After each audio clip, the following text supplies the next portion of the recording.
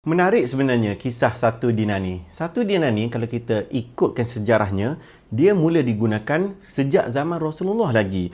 Beratnya 4.25 gram dengan item ketulinan 999.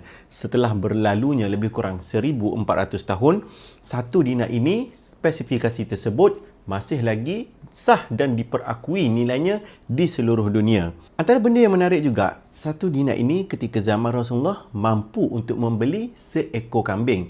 Ada teori yang berlegar di luar sana yang mengatakan bahawa satu dinar sama dengan seekor kambing. Itu kalau kita ikutkan sejarah, betul. Tetapi apabila berlalunya 1400 tahun, satu dinar yang sama masih lagi mampu untuk membeli seekor kambing juga. Bayangkan kalau dalam bentuk duit kertas, RM100 10 tahun lepas dapat beli banyak benda, tetapi RM100 pada hari ini kalau masuk shopping, apa je yang kita akan dapat.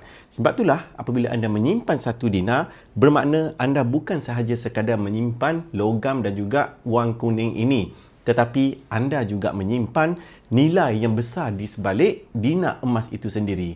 Bagi orang yang berminat untuk dapatkan satu dinar emas daripada Public Gold ini, ketulinan 999 dengan beratnya 4.25 gram untuk dijadikan sebagai simpanan kekayaan dan juga insurans kekayaan, anda boleh tengok profil saya dan tekan sign up ataupun PM saya akan bantu anda untuk dapatkan satu dinar daripada Public Gold ini dengan sebaiknya.